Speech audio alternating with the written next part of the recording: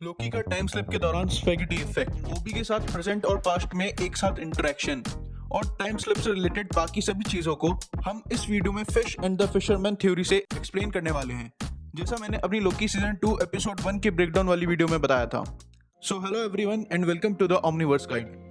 Well, Loki के season 2 के पहले ही एपिसोड में तुमने एक चीज नोटिस करी होगी जिसका नाम है टाइम स्लिप। इसके बारे में ऑल्दो ओबी ने हमें थोड़ा बहुत तो बताया ही था, बट अब इस वीडियो में उसकी गहराइयों में चलते हैं। लोकी की टाइम स्लिप को समझने के लिए हम टाइम को एक नदी की तरह अज्यूम कर सकते हैं जो कांस्टेंट फ्लो से बह रही है, जिसमें कुछ फिश और एक फिशरमैन भी पानी के बहाव के साथ आगे बढ़ रहे हैं। और अगर इनकी करंट स्टेट को प्रेजेंट माने तो फ्लो की डायरेक्शन में इनसे आगे वाले पॉइंट्स फ्यूचर रिप्रेजेंट करेंगे और पीछे वाले पॉइंट पास्ट।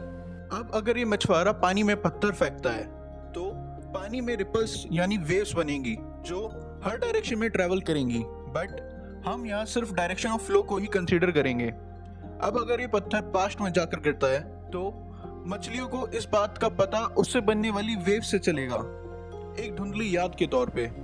ठीक वैसे ही जैसे लोकी जब पास्ट के ओबी से मिलकर इंटरेक्ट करता है तो प्रेजेंट के ओबी को धीरे धीरे वो सब याद आने लगता है जो लॉजिकली उसने कभी एक्सपीरियंस भी नहीं किया था।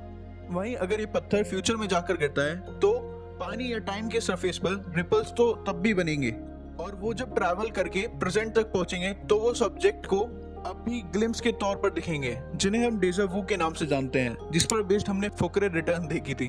अब चीजों को थोड़ा कॉम्प्लेक्स करने के लिए हम अपने फिशरमैन को एक फिशिंग रॉड दे देते हैं, और ये अब अपनी फिशिंग रॉड के हुक को प्रेजेंट, पास्ट और फ्यूचर तीनों जगह फेंक कर तीनों पॉइंट की मछलियों से रियल टाइम में इंटरेक्ट कर सकता है। और हुक के पानी के नीचे जाने से पानी की सरफेस पर रिपल्स अब भी बनेंगे जो मछली को बताएंगे कि पास्ट में कुछ चेंज हुआ है या फ्यूचर से डेजा वू होगा।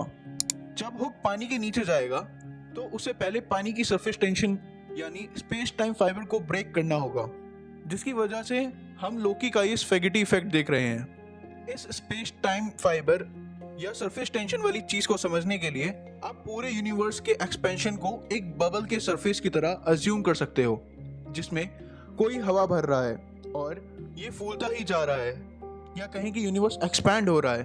अब अगर तुम्हें बबल के थ्रू यानी आर पार जाना है तो तुम्हें उसकी शेप को पेनिट्रेट करना होगा।